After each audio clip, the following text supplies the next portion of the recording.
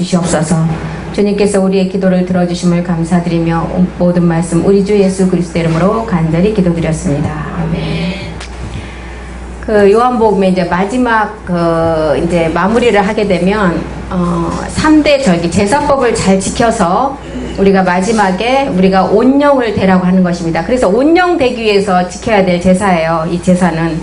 그래서 이제 우리가 크게 7대 절기를 보면 봄절기가 있었죠. 봄절기, 새절기, 유월절, 무교절, 초실절. 이게 봄절기예요. 이 절기는 이른비 때 이미 이루어졌습니다. 봄절기.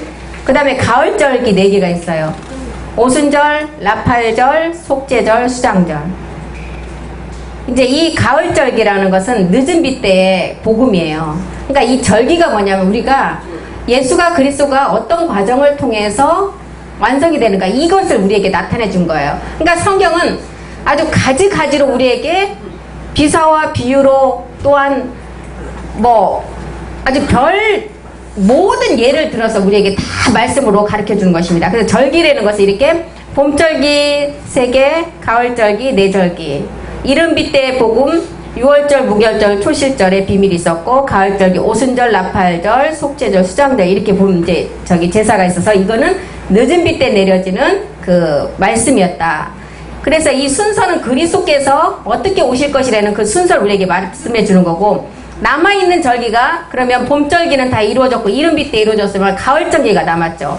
오순절, 나팔절, 그 다음에 속죄절, 수장절. 앞으로 남아있는 오순절은 이미 우리에게 이제 맥추절이라고도 하고 칠칠절이라고 하는데, 오순절은 이제 우리가 계속 이렇게 진행 중에 있고, 나팔절, 속죄절, 수장절은 마지막 이루어져서 우리가 이제 완성해 나가는 것을 말하는 것입니다. 그래서 6월절이라는 것은 이른비 때 새 절기가 지나갔는데, 6월절이라는 것은 지난 시간에도 말씀드렸죠. 십자가의 죽음을 말했잖아요. 예수님이 이 땅에 오셔서 예수가 그리스도가 됐던 거.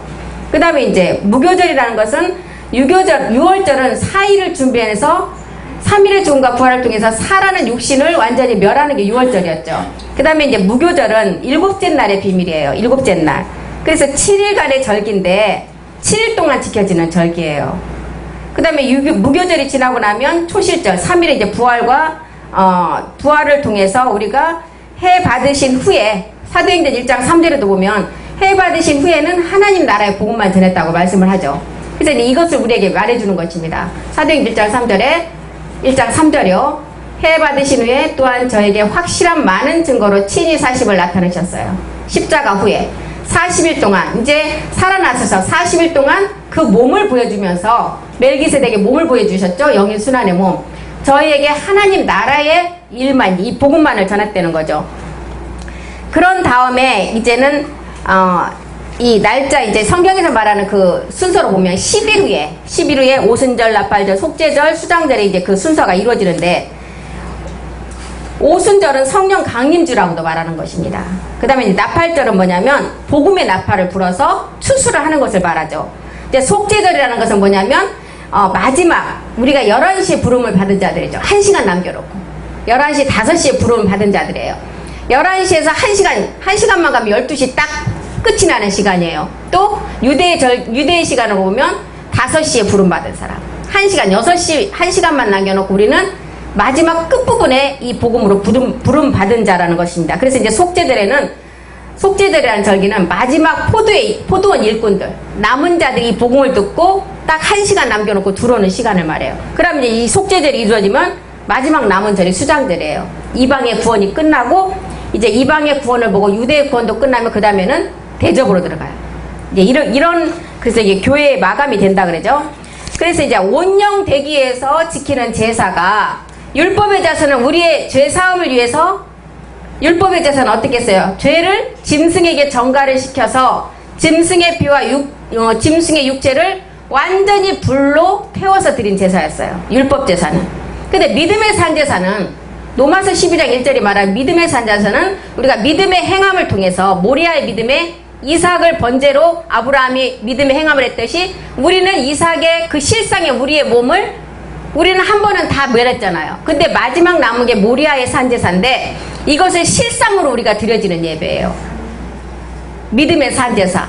그래서 이 자녀들이 드려지는 예배고 제사장들이 드려지고 의롭게 되어 하나님의 자녀가 되고자 하는 사람들은 반드시 그리스도의 몸으로 드려지는 하나님이 받으시는 영원한 산제사를 드리라고 말하죠. 그래서 우리 주님이 이것 때문에 첫 번째로는 몸을 드려주셨잖아요. 이제 갈라디아서 1장 4절, 히브리서 10장 10절, 베드로전서 2장 24절에 보면 이것 때문에 우리 주님이 우리의 죄 때문에 몸을 드려주셨어요. 그런데 여기서 끝난 게 아니었어요. 로마서 12장 1절이 말하는 이제는 마지막 거룩한 산제사로 너희가 영적 예배를 드리라는 것입니다. 이거를 우리가 지금 남겨놓고 있어요. 그래서 이제 마지막에 우리가 이 자녀로 온영이 되기 위해서는 이 제사를 잘 지켜서 제사법에 의한 복음이 어떤 전개로 흘러가는 것을 우리가 이제 알으려는 것입니다. 그럼 이제 5대 제사가 5대 이제 그 제사가 나오죠. 이제 번제가 나옵니다. 번제. 가장 먼저 번제. 번제는 쉽게 말하면 그리스도 세례예요. 감추어진 십자가 도의 말씀인데 예수님이 이 땅에 오셔서 예수가 그리스도가 되는 게 번제의 제사였어요. 이 제사에서 끝나지 않았죠. 두 번째 모리아의 산제사가 또 있는 것은 온영된 자들이 지켜야 될 제사입니다. 그래서 마지막 백성으로 구원받는 자들은 이 감춘 십자가 도의 그리스도 세례까지만 받으면 백성 구원은 끝나요. 그런데 우리는 이 그리스도 세례에서 그치는 게 아니고 다시 육신을 정복하는 7 정육의 죄까지 면하는 모리아산의 산제사를 드려야만이 우리는 이 육체의 비밀도 우리에게 완성이 되는 것입니다. 그래서 예수는 그리스도다가 이게 번제였어요. 이 땅에 예수님이 오셔서 그리스도가 어떻게 됐어요? 십자가에서 반드시 몸을 드림으로 된 제사가 성경에서 말하는 번제였어요. 이것이 이 번제가 드려지는 시작이 복음의 시작이라고 하는 것입니다. 그래서 번제를 드리는 장소는 어디냐? 레위기 1장 3절에 보면 회막문이라고 그랬어요. 회막문. 하나님 말씀을 받는 곳. 회막이라는 것은 회막문은 하나님 말씀을 받는 곳이다 이렇게 말했거든요. 1장 3절입니다. 3절. 그 예물이 소의 번제이면 흠 없는 수컷으로 회막문에서 여호와 앞에 연락하시도록 드릴지니라. 그러면 회막문에서 하나님 말씀을 받는 이곳에서 드리라고 했고 정한 장소는 어디예요? 거룩한 장소인데 우리가 그리스도의 몸을 알고 드리는 제사가 그 거룩한 번제입니다. 몸을 알고 드리는 제사. 그러면 이 육체 본질을 가지고 드리는 제사는 하나님하고는 아무 상관이 없고 이사야서 66장 3절에는 누구한테 드리는 제사라 그랬어요? 개의 목을 꺾고 그 다음에 완전한 그 우상을 섬기는 것이고 이런 제사는 하나님이 절대로 받지 않고 마귀에게 드리는 제사라고 말하죠. 소를 잡아 드리는 것은 살인함과 다름이 없고 어린 양으로 제사 드리는 것은 개의 목을 꺾음과 다름이 없고 또한 예물을 드리는 것은 그런 율법 아래 제사 내가 본질을 알지 못하고 드리는 제사의 예물은 돼지의 피와 다름이 없다는 거예요. 또 분향하는 것은 우상을 찬송한 것 같고 그들은 자기의 사절 나도 유혹을 그들에게 택하여 주며 그 무서워하는 것을 그들에게 임하게 하리니 이는 내가 불러도 대답하는 자가 없으며 내가 말하여도 그들이 청종하지 않고 오직 나의 목전에 악을 행하며 나의 기뻐하지 않는 완전한 짐승에게 드리는 제사라는 것입니다. 그래서 율법으로 드려지는 5가지의 제사법이 있는데 이제 여호와께서 모세에게 명하신 제사의 방법이 번제가 있었고 소제가 있었고 화목제, 속제제, 속건 이 5가지였어요. 이 모든 것은 그리스도 안에서만 온전케 된다고 했습니다. 그리스도 안에서만. 그러면 히브리서 8장 5절부터 한번 보겠습니다. 그리스도가 아니면 모든 것이 모형과 그림자라고 말하죠. 저희가 섬기는 것은 하늘에 있는 것의 모형과 그림자다. 모세가 장막을 지으려 할 때 지시하심을 얻은 것 같으니 가라사대 산과 모든 것을 산에서 내게 보이던 본을 쫓아 지으라 하셨다. 모세가 이 장막을 지을 때 하늘의 본을 그대로 0.1mm도 안 틀리게 그 사이즈대로 와서 이 땅에 지었어요. 그런데도 하나님은 이것은 그림자고 모형이라는 거예요. 나는 그 성전에 들어가지 않는다는 거예요. 나의 보좌는 하늘의 보좌는 어디라고 그랬어요? 내 보좌는 하늘이라고 그랬어요. 그리고 땅은 내 발등상밖에 안 되는데 너희가 어떤 금으로 나를 내가 들어갈 처소를 짓는다 해도 나는 거기 들어가지 않는다는 거예요. 그건 그림자고 모형이라는 것입니다. 히브리서 9장 24절로 보겠습니다. 그리스도께서는 참 것의 그림자인 손으로 만든 성소에 들어가지 아니하시고 오직 참 하늘에 들어가사 이제 우리를 위하여 하나님 앞에 나타나신다는 거예요. 나타나시게 되는 것은 들어갈 시점이 있기 때문에 나타나는 거죠. 히브리서 6장 20절 보겠습니다. 예수님조차도 육체를 십자가에 부활하고 그리스도가 되신 후에 어디에 들어가셨어요? 히브리서 6장 20절입니다. 멜기 반차를 쫓아서 보좌 우편으로 가셨다 그랬어요. 그리로 앞서 가신 예수께서 멜기세덱의 반차를 쫓아서 영원히 대제사장이 되어서 보좌 우편에 지금 계시면서 우리를 위해서 들어가셨는데, 들어가셨으면 나올 시간이 있겠죠. 나올 시간이 히브리서 9장 24절이에요. 이제는 하나님 앞에 우리를 위해서 나타나실 때가 됐다는 거예요. 그리스도께서 참것인 그림자의 손으로 만든 성소에 들어가지 아니하시고 참 하늘에 들어가서 보좌 우편에 그 몸을 가지고 계시면서 이제 아까는 들어갔는데 이제 우리를 위해서 하나님 앞에 나타나실 때가 됐다는 거예요. 히브리서 10장 1절도 율법은 선하고 거룩하고 신령한 율법은 히브리서 10장 1절입니다. 장차 좋은 일의 그림자와 참형상이 아니라는 거예요. 해마다 늘 드리는 바 같은 제사로 나오는 자들을 온전케 할 수가 없기 때문에. 골로새서 2장 17절도 보겠습니다. 이 모든 것들은 장래일의 다 그림자라는 거예요. 그림자. 이것들은 장래일의 그림자이나 몸은 그리스도의 것이라는 거예요. 그래서 구약의 선진들은 늘 하나님께 나갈 때마다 기뻐하심으로 제사를 드렸어요. 노아도, 아브라함도, 모세도, 다윗도, 솔로몬, 엘리야도 모든 선지들이 하나님은 제사를 받으시고 그 후에는 항상 언약을 주셨어요. 진정한 영원한 제사를 받으시고 영원한 제사장으로 모든 우리 죄를 없이 하시고 영원한 산제사를 드릴 때만이 하나님의 자녀가 된다 그랬습니다. 거룩한 자녀, 온영된 자들은 내 몸에 그 말씀이 열매로 실상으로 나타난다고 말하죠. 그 열매를 마지막에 우리가 아까 절기에서 7대 절기에서 봤을 때 마지막에 그 열매를 우리 몸에 수장하라고 말하는 것입니다. 우리 몸이 말씀으로 성전이 됐을 때가 그 말씀을 수장하는 때예요. 수장. 마지막 우리가 농사를 지어서 마지막 알곡은 곡간에 쭉저기는 불태운다 그러죠. 그 열매가 실상으로 나타난 결과물이잖아요. 우리의 몸된 성전이 되었을 때, 우리 몸이 성전이 되었을 때 그 열매가 그 몸에 수장이 된다는 거예요. 그래서 고린도전서 6장 17절도 주와 합해서 한 영이 되라. 하나가 돼야만이 그 아버지 말씀으로 나아지는 때가 될 것이라는 것입니다. 주와 합하는 자는 한 영이다. 누기서 4장 16절에 보면 나오미가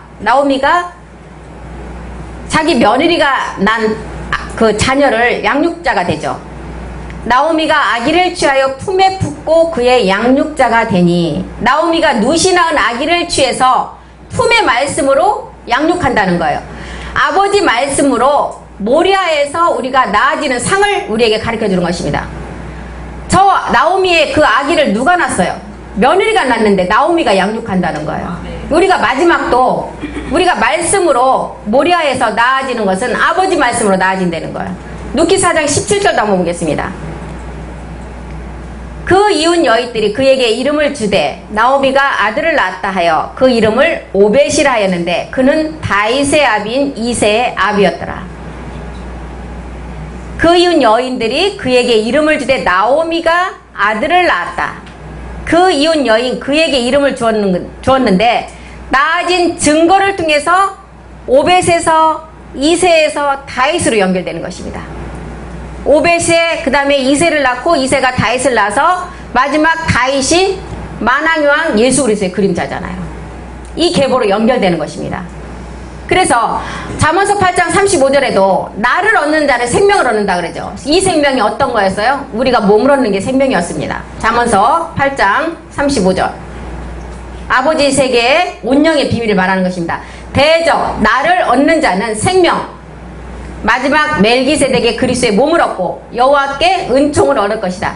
온영이 대해서 아버지 세계에서 나아진다는 것입니다. 그래서 아까 나오미가 누세 아이를 나오미 품에서 취해서 오벳이 태어나고 오벳이라 이름을 했고 그 다음에 오벳을 통해서 이새가 태어나고 다윗으로 연결이 돼서 마지막은 이제 그 계보가 연결이 돼서 가인이 아벨을 죽는 그 상이 나오죠.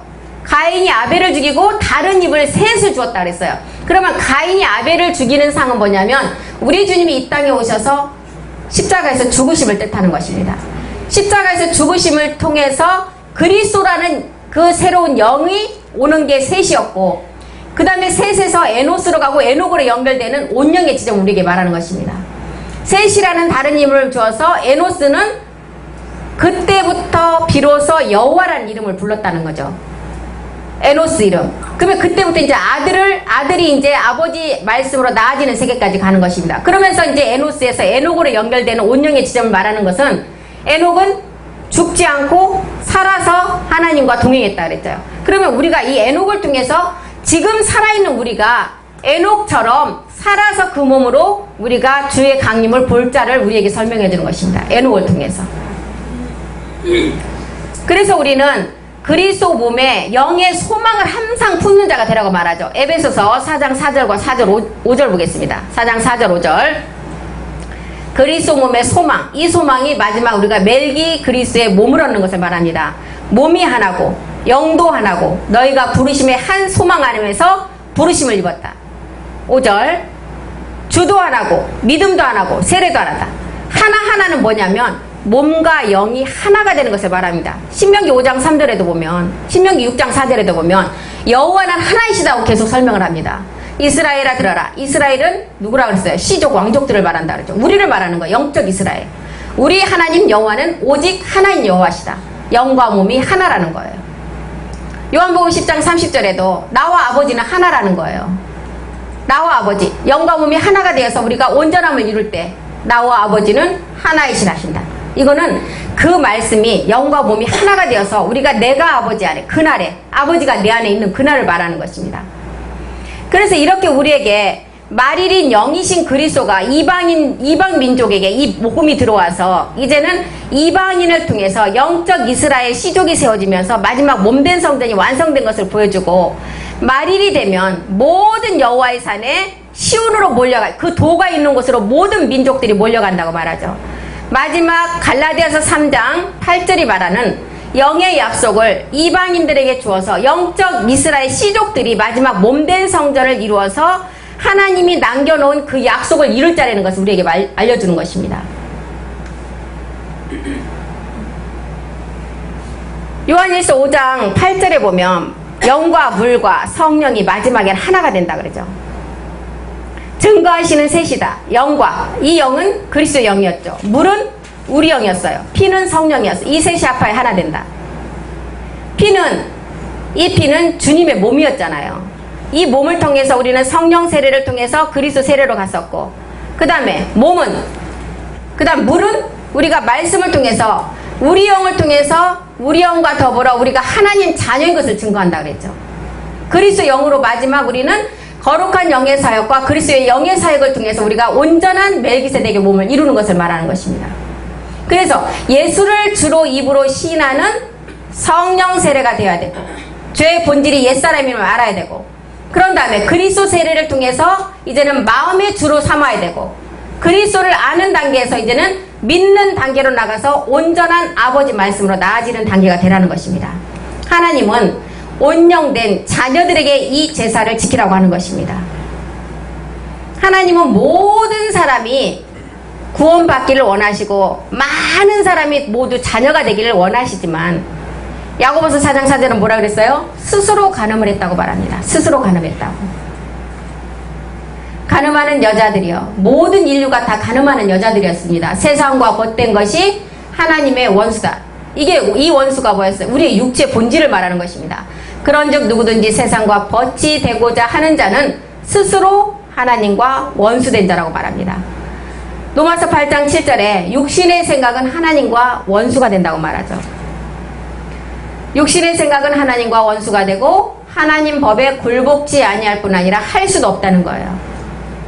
요한일서 2장 15절에는 이 육신의 생각이 우리를 잡고 있는 게 정욕이라고 말하죠. 이 세상이나 세상에 있는 것들을 자랑하지 말라. 누구든지 세상을 자랑하면 아버지 사랑이 그 속에 있지 아니하고. 16절,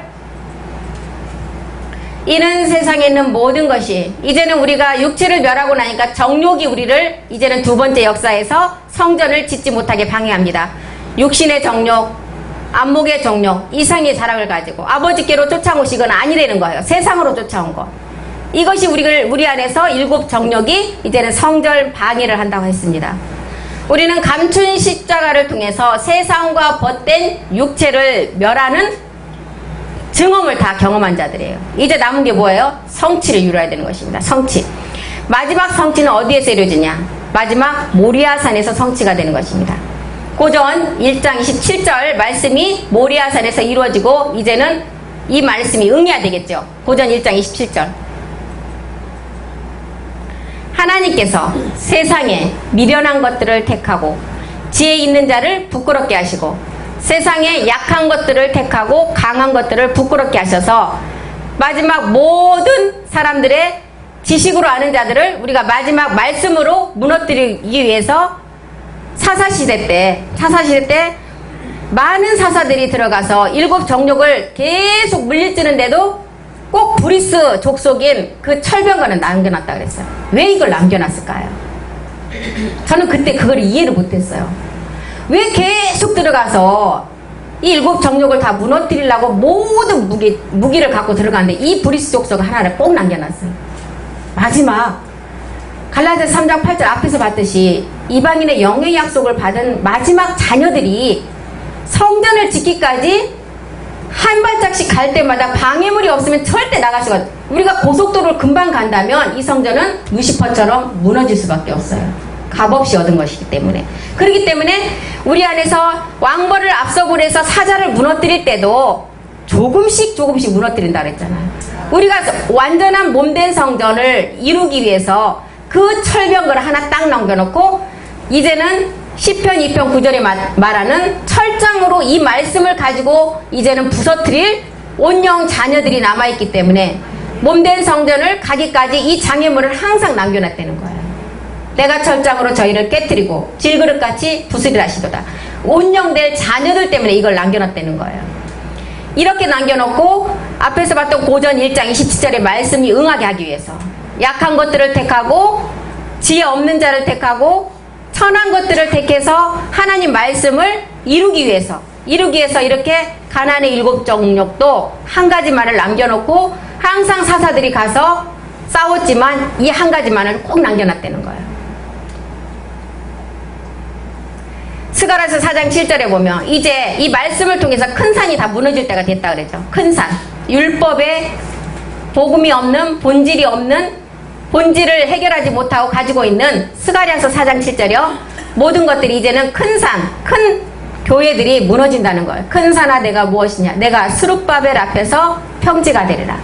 이제는 머릿돌을 내어 놓을 때가 됐다는 거예요. 버린 돌이 머릿돌이 되었다는 거예요. 머릿돌을 내어 놓을 때 무리가 외치기를 은총이 그에게 있을지어다 하리라. 누가복음 16장에 돌아온 탕자가 있었잖아요.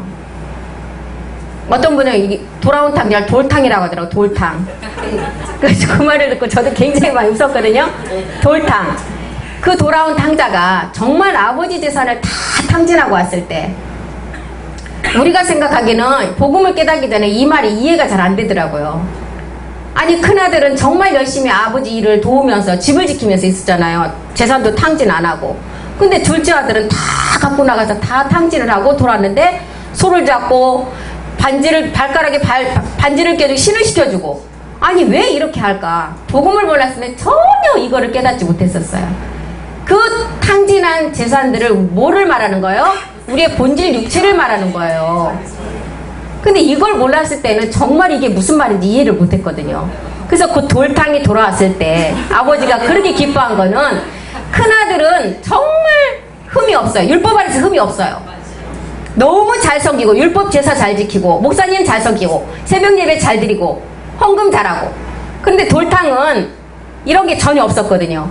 그런데 한 가지 제일 중요한 본질의 문제를 다 탕진하고 돌아온 탕자였어요. 그렇기 때문에 아버지가 그렇게 기뻐하는 것입니다. 하나님이 우리 이 마음이 그 돌아온 탕자의 아버지의 마음이 그 하나님의 마음일 것입니다. 그래서 우리 모두가 마지막 이 본질의 문제를 해결하지 못하면 이제는 큰 산들이 수룻바발 앞에 다 평지가 되었을 때 머릿돌이 나와서 모든 것을 이제 버린 돌이 머릿돌이 나와서 이제는 모든 것을 다 내어놓을 때 이때 우리는 정말 사망의 길로 갈 수밖에 없을 것입니다. 갈라디아서 3장 27절에도 보면 이제는 그리스도와 합하여 매일 그리스도의 옷을 입으라고 합니다. 우리가 이게 우리가 초보 때는 이 세례가 그리스도의 세례인 줄 알았어요. 누구든지 그리스도와 합하여 세례를 받은 자는 그리스도의 옷을 입었느니라. 앞쪽에 그리스도와 합하여 세례를 받는 것은 믿음의 행함 단계였어요. 마지막 그리스도의 옷을 입는 단계는 믿음의 행함을 한 자가 이제는 마지막 우리가 세마포 예복을 입는 옷입니다. 그래서 반드시 그리스도 세례를 받은 자라면 이제는 마지막 그 옷을 우리가 매일매일 갈아입어야 되겠죠. 로마서 13장 14절도 보겠습니다. 우리가 이제 잘 아는 7가지 옷이 나왔었죠. 오직 주 예수 그리스도로 옷 입고, 우리가 이제 진리 단계로 몰랐을 때는 여기도 그리스도 옷이 나왔으니까 여기도 그리스도 세례구나. 근데 앞에 오직 주 예수를 또 잘 몰랐었어요. 근데 이게 멜기 그리스도의 완전한 뜻을 말하잖아요. 그러니까 우리가 완전한 멜기 그리스도의 몸으로 완성해서 마지막 세마포스로 입고 들어가는 그것을 말하는 것입니다. 정욕을 인하여, 정욕이 나왔잖아요. 그리스도의 옷을 입었으면 육체를 멸하고 이렇게 나와야 돼. 정욕을 인하여 육신의 일을 이제는 도마지 말라는 거예요. 7 정욕의 죄까지 완전히 멸하라는 거죠. 그래서 이제 7가지 옷으로 이렇게 갈아입고 우리가 이제 그 성소 들어가는 준비를 하는 거죠. 물두멍에서 깨끗하게 몸을 완전히 다 씻고 이런 옷을 통해서 차근차근 다 씻어내는 것입니다. 정욕의 이제 모든 죄들을 하나하나 이제 씻어내는 거겠죠. 그러면서 이제는 주의 영이 합해져서 추수로 임할 자들은 이 5절째 그 절기 그 제사를 다 지키면서 나가라는 것입니다. 온영될 자들에게 말하는 거죠. 그래서 요한복음 15장 3절에도 너희는 일러줄 말로 이제는 깨끗하게 되었다는 거죠. 너희는 내가 일러준 말로 이미 깨끗해졌다는 것은 십자가에서 본질의 문제는 이제는 해결했다는 거예요. 그런데 이제 4절 보겠습니다. 4절. 이제는 너희가 육체 본질의 문제를 해결했다면 이제는 내 안에서 떨어지지 말라는 거예요. 내 안에 거하라. 나도 너희 안에 거하리라. 이제 약속을 하는 거예요. 네가 내 안에 거하면 나도 너희 안에 거하겠다.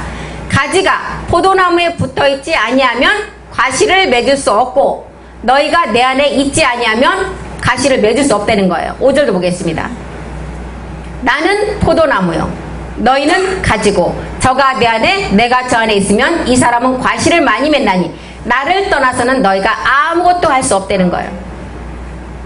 베드로전서 4장 1절에 우리는 육체를 십자가에 못 박고 죄가 끝나고 이제는 내가 일러줄 말로 너희가 깨끗해졌다는 말이 우리는 베드로전서 4장 1절에서 이제 입증이 되었죠. 그리스도께서 이미 육체의 고난을 받으셨고 너희도 육체의 고난을 받는 믿음의 행함을 한 자는 같은 마음으로 갑옷을 삼으라. 갑옷. 그리스도의 옷에 이제는 멜기세덱의 그 몸으로 우리가 이제 완성하기 위해서 나가는 단계죠. 이는 육체의 고난을 받은 자가 죄가 그쳤습니다. 육체의 고난, 믿음의 행함을 한 자는 우리는 내가 지금 아무리 큰 죄를 지었어도 죄인이 아니라 그랬죠. 왜? 제사장들이 성소 안에서 안식일을 범한 것은 죄가 아니라 그랬어요. 이 말이 그 말이에요. 우리는 육체를 십자가에 못 박았기 때문에 죄를 범해도 우리가 죄인이 아니고 누가 한 거예요? 7 정력이 한 죄예요. 율법의 선함을 내가 원치 않는 죄가 나왔을 때 나는 마음의 법을 마음으로 하나님의 법을 섬기는데 내 지체 속에 다른 한 법이 나를 사망으로 끌고 가는 법이 있다 그랬어요. 그게 7 정욕의 죄인데 이 죄가 나왔을 때 나는 율법의 선함을 선포를 하고 너는 내 속에 죄가 하는 것이다. 나는 이미 깨끗해졌다는 거예요. 그래서 율법의 선함을 선언을 하고 너 내 속에 죄지 이 말씀을 선포를 하면서 나는 아무리 내가 죄를 졌어 내가 한 것이 아니다. 7 정욕 네가 한 것이라는 것을 우리가 말씀으로 선포해야만이 정죄를 당하지 않는다는 것입니다. 요한복음 15장 3절도 이 말하고 똑같은 말이에요. 내가 이미 일러준 말로 이미 깨끗해졌다는 거예요. 우리 주님이 십자가에 몸을 들여줌으로 말미암아 나도 그 믿음을 함께 믿음의 행함을 했을 때 우리는 죄는 끝났어요. 이미 깨끗해졌어요. 그러면 이제 내 속에서 나오는 죄는 내가 한 것이 아니라 내 속에 일곱 정욕에 누시퍼 가는 죄라는 것을 단호하게 외치고 율법의 선함을 선포를 하고 우리는 그 정죄로부터 그걸 받으면 안 돼요. 일곱 정욕에게 끌려가면 절대 안 됩니다. 베드로서 3장 18절에도 나옵니다. 오직 우리 주 예수 그리스도의 은혜와 저를 아는 지식에까지 자라서 영광 이제는 영원한 날까지 멜기 그리스도의 몸을 완성하는 자가 되라고 말합니다. 계시록 11장 11절에 보면 일곱째 날 직전에 생기가 우리 속에 들어와서 생혼이 확장된다 그러죠. 3일 반 후에 하나님께로부터 생기가 저희 속에 들어가면 저희가 발로 일어서고 구경하는 자들이 크게 두려워한다는. 생기가 들어가면 어떻게 돼요? 창세기 2장 17절인가요? 19절인가요? 아담의 생혼의 능력이 우리도 똑같이 나오죠. 19절 보겠습니다. 19절. 아담에게 주었던 생혼의 능력, 모든 동식물의 이름을 이 아담이 다 지었잖아요. 이 일곱째 날 직전에 생기가 우리 안에 들어가면 우리 또한 이렇게 생혼이 확장되어서 생기는 어디에 들어간다 그랬어요? 생기는 뼈에 들어간다 그랬잖아요. 흙의 몸에는 뭐가 들어간다 그랬어요? 흙의 몸에는 생혼. 흙의 몸에는 생혼이 되고 생기는 뼈는 뭐예요 그럼? 뼈는 그리스도잖아요. 그래서 생기가 이제는 우리 안에 들어가면 생혼이 확장돼서 구경하는 자들이 우리를 보고 아이고 저 사람 하나님이네 그리고 두려워하고 떤대는 거예요. 이때 마태복음 24장 30절에 땅의 족속들은 어떻게 한다 그랬어요? 통곡한다 그랬습니다. 그런데 믿을 밭이 없다고 그랬어요. 마태복음 24장 30절입니다. 24장. 거짓 선지자가 많이 일어나서 이제 그때 인자의 징조가 하늘에서 보이겠고 그때 땅의 모든 족속들이 통곡하며 그들이 인자가 구름을 타고 능력과 큰 영광으로 오는 것을 보게 된다고 말합니다. 계시록 11장 12절에도 변화산에 모든 변화가 이럴 때 원수들이 구경하는 마지막 이제 1시간을 남겨놓고 우리에게 보여주죠. 아까 생기가 들어가서 구경하는 자들이 떤다 그랬을 때 하늘로부터 큰 음성이 있어 이리로 올라오라 함을 저희가 듣고 구름을 타고 하늘로 올라가니 저희 원수들도 구경하더라. 우리는 이제는 영의 순환체가 되어서 하늘로부터 그 음성을 듣고 올라갈 때 땅에 있는 자들은 아까 우리가 생기가 들어갔을 때 떨었는데 우리로 올라가는 거 보고 이제 얼마나 그 원수들이 떨겠어요. 그 말을 우리에게 설명해 주는 것입니다. 우리는 마지막 1시간만을 남겨놓고 있다고 그러죠. 이 1시간 안에 우리가 이 복음으로 채워지지 않으면 계시록 11장 15절에 일곱째 나팔이 이제 불어서 이 나라는 주와 그리스도가 나라가 되고 이 시간만 지나면 이 땅은 심판이고 대접이 쏟아질 것입니다. 일곱째 천사가 나팔을 울매 하늘에 큰 음성이 나서 가로되 세상 나라가 우리 주와 그리스도의 나라가 되고 우리는 영원토록 제사장 왕 노릇이 아니라 우리는 왕이제 왕처럼 군림하는 거예요. 이때 우리 주님은 만왕의 왕으로 등극하고 우리는 야곱의 집의 왕들. 생각하면 굉장히 기분 좋을 것 같아요. 그죠? 상상만 해도. 왕족의 가정에 태어나지 않았다 해도 슬퍼하지 마십시오. 이때 가면 다 왕들 가족이고 우리가 다 왕들의 시족이라 그랬습니다. 전부 다 우리보다 높은 사람 없어요. 다 우리 아래에 있는 사람들이에요. 그러니까 이 땅에서 조금 높은 가정에 족보가 좋은 가정에 태어났어도 살 동안 뿐이에요. 우리는 영원한 왕족의 시족들이에요. 그러니까 그 영원한 게 더 좋잖아요. 이 땅에서 잠깐 하는 것보다. 요한복음 15장 5절에서 아까 봤듯이 우리는 나무에 붙은 가지가 되어서 열매를 맺어야 됩니다. 이 열매를 맺는 자가 의의 성읍이 되고 몸된 성전이 되어서 이사야서 1장 27절이 말하는 마지막 우리가 이 안에 몸의 구속이 돼서 의로 구속함을 얻는다고 말하죠. 이사야서 1장 27절 보겠습니다. 의의 성읍이 되고 그 다음에 마지막 이사야 1장 시온은 공평으로 구속이 되고 그 귀정한 자는 의로 구속이 되리라. 이사야서 1장 26절도 한번 보겠습니다. 내가 너희 사사들을 처음과 같이 너희 모사들을 본래와 같이 회복된다. 그리한 후에야 너희가 의의 성읍, 신실한 고은 뭐냐면 우리가 몸된 성전이 된다는 거예요. 의의 성읍이고 신실한 고을이라는 칭함을 우리가 얻는다는 거예요. 그래서 이사야서 11장 2절에도 보면 이제 여호와의 신, 지혜와 총명의 신, 모략과 재능의 신, 이런 신들이 우리 안에 다 거하게 되면 우리가 생혼이 확장되고 우리가 의의 성읍이 되고 영의 순환차가 되어서 아까 계시록에서 말했던 것처럼 모든 이거 구경하는 사람들이 두려워하며 떤다고 말하죠. 생혼이 확장되고 지혜와 지식의 영이 확장되고 총명의 신이 우리 안에 임하고 여호와를 경외하는 신이 우리 안에 임했다고 생각을 해봐요. 이때가 이제 살전 5장 23절이 말하면 너희는 주의 강림 때 온 영과 생홍과 신령한 몸이 되라고 말하죠. 흠없게 보존되라고 말씀하십니다. 살전 5장 23절이요. 평강의 하나님이 친히 너희를 온전케 거룩하게 하시고 또 너희 온 영과 혼과 몸이 우리 주 예수 그리스도 강림 때 흠없게 보존되기를 원하노라. 그래서 우리는 신명기 18장 22절을 통해서도 증언과 성취가 우리는 살아서 돼야 된다고 말했습니다. 우리가 증언을 할 때는 십자가의 도를 통해서 육체를 멸할 때 증언은 되었습니다. 성취는 언제예요? 우리 안에서 몸된 성전이 될 때가 성취입니다. 그래서 증언과 성취가 우리는 살아서 이 몸에서 이루어지라고 말씀하죠. 신명기 18장 22절 보겠습니다. 만일 선지자가 있어서 여호와의 이름으로 말한 일에 증언도 없고 성취함도 없으면 이것은 여호와가 말씀하신 것이 아니라는 거예요. 선지자가 방자의 한 말이니 너는 그를 두려워하지 말라는 거예요.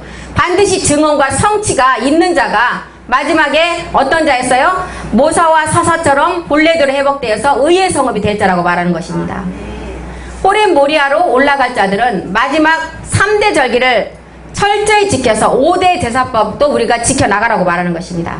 그래서 우리가 번제는 우리가 우리 주님이 이 땅에 오셔서 예수가 그리스도 되는 게 번제였어요. 모든 제물을 불로 태워서 드린다는 거죠. 그래서 누가복음 1장 49절에도 내가 땅에 불을 던지러 왔다는 게 이 불세례를 말하는 거예요. 태워서 드리는 제사. 그래서 예수님이 십자가에서 몸을 들여서 그 다음에 그리스도가 되셨다는 것입니다. 누가복음 1장 40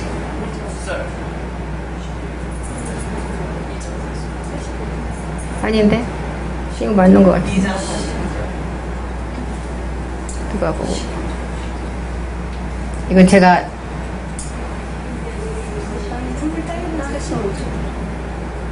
누가복음 12장 49절이요. 12장.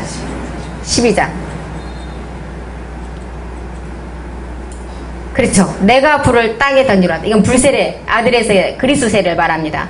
우리 주님이 십자가에서 이 번제를 드릴 때 완전히 몸을 십자가에서 죽여서 드렸잖아요. 이거를 번제라고 말하는 것입니다. 그래서 이제는 번제는 우리의 죄 때문에 죽으신 그리스도의 예표고 선한 목자로서 양들을 위해서 목숨을 버리는 그리스도의 몸을 말하는 것입니다. 그래서 번제는 이제 우리가 뭔지 알겠죠? 번제, 소제, 화목제, 속제제, 속건제가 이제 5대 제사법이에요. 그래서 이 번제는 언제 드리느냐? 우리 그 번제 드리는 말씀 많이 들었잖아요. 갈라디아서 1장 4절, 베드로전서 2장 24절, 히브리서 10장 10절. 번제는 아침과 저녁에 드리라고 말하는 것입니다. 반드시 하나님께서 정하신 시간에 드려야 된다고 말을 하고 이제 그 복음이 땅에 묻히고 짐승과 같이 간 시간 안에는 이 복음이 없었죠. 5째 날부터. 그래서 이른비 때 이미 초대교회 때 이 복음이 전해졌고 늦은비 말일에 중간비는 없었고 중간비 때는 복음이 없었기 때문에 이 복음이 땅에 묻혔고 늦은비 말일에 이제는 이 복음이 지금 전해지고 있는 것입니다. 그래서 중간비는 없는데 그 교리와 철학을 통해서 성령의 기름 부으심 이런 것들을 중간비라고 복음이라고 전했었어요. 그런데 성경에는 분명히 복음은 땅에 없었기 때문에 땅에 묻혔고 중간비는 없습니다. 그래서 이른비와 늦은비를 통해서 이 복음이 전해지고 있는 것입니다. 이것을 성경에서는 하나님의 경륜이라고 그랬어요. 신명기 11장 14절 한번 보겠습니다. 여호와께서 너희 땅에 이른비와 늦은비를 적당한 때에 내리시느니 너희가 곡식과 포도주와 기름을 얻을 것이라고 했습니다. 이른비 초대교회 때는 이미 예수가 그리스도임이 전해졌습니다.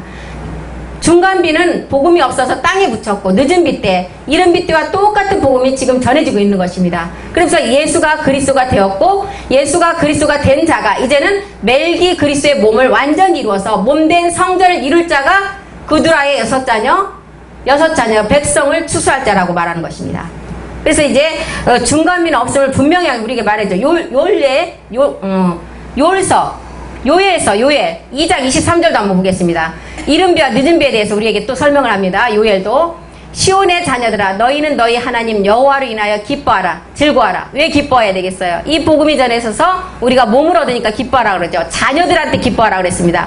그가 너희를 위하여 비를 내리시는데 이른비는 이미 우리에게 내려졌고 이른비와 늦은비는 이른비 복음과 똑같이 내려질 거라고 말합니다. 그래서 이렇게 복음이 없는 때, 이른비는 이미 초대교회 때 내려져서 이미 늦은비 때 복음이 내릴 때에는 이른비와 똑같은 복음으로 내린다는 것을 우리에게 가르쳐주고, 번제를 드릴 때 번제는 흠없는 수컷으로 여호와 앞에 회막문에서 드리라고 말씀하죠. 아까 레위기 1장 3절 봤죠. 회막문, 이 말씀을 받는 자인데 거기서 드리라고 했습니다. 그 예물이 소의 번제이면 흠없는 수컷으로 회막문에서 여호와 앞에 연락하시도록 드려라. 육체의 비밀 4가지 세례 영의 법을 통해서 우리는 끝까지 이 말씀을 가지고 이 말씀을 깨달아서 끝까지 가야 되는 것입니다. 자기를 부인하고 자기 십자가를 지고 가야 되겠죠.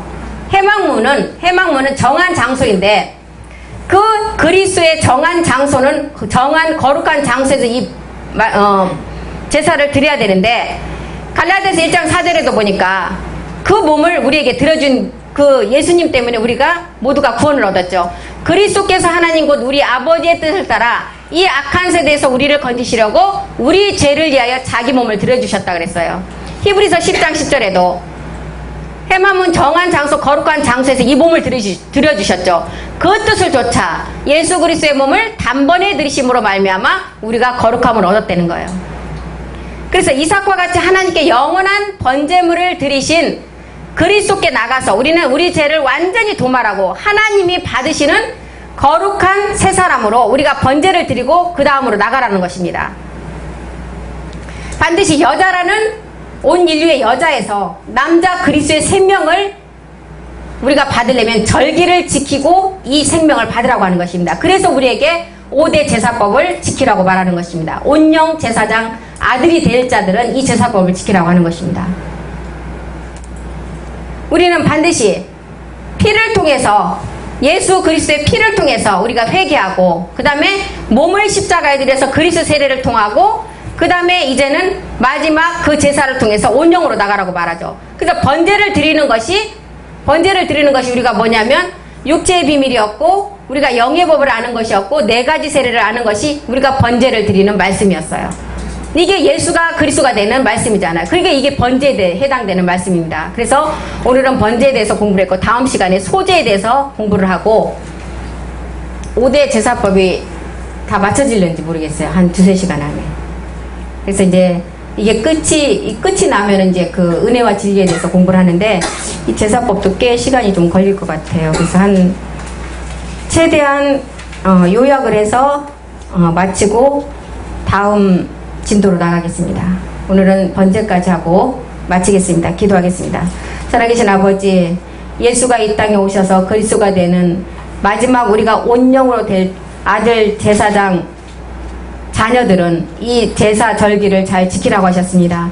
번제로 드리는 것이 우리가 육체의 비밀을 알았고 4가지 세례가 무엇인지를 알았고 영의 법이 무엇인지를 알았던 것이 예수가 이 땅에서 그리스도가 됨을 알았던 것입니다. 아버지, 이제는 소제를 통해서 우리 몸에 아버지 열매를 수장하기까지 거룩한 성령의 사역을 통해서 우리가 온영으로 나가기를 원합니다. 번제가 이루어진 곳에 그리스도 영이 내 안에서 깨닫게 하셔서 이제는 그 소제를 드려야 될 것입니다. 첫 열매를 통해서 번제가 이루어지지 않으면 우리 안에서 소제도 이루어지지 않을 것입니다. 우리가 말씀 하나하나를 아버지 다시 공부하는 아버지 그 가운데 그 생명이 우리 안에서 아버지 온전한 제사가 되어져서 아버지 제사를 드리는 곳만 유대인들은 제사를 드리고 나서 항상 언약을 주셨듯이 우리가 이 말씀을 잘 깨닫고 감으로 말미암아 우리 안에서도 이 말씀이 잘 깨달아져서 거룩한 영의 사역을 통해서 이 말씀이 하나하나 새겨지기를 간절히 기도합니다. 주님께서 말씀으로 우리를 이끌어 주시옵소서. 우리는 할 수 없지만 아버지 말씀이 우리를 이끌어가 주시옵고 그 말씀으로 함께하여 주시옵소서. 모든 말씀 우리 주 예수 그리스도 이름으로 간절히 기도드렸습니다. 아멘. 수고하셨습니다.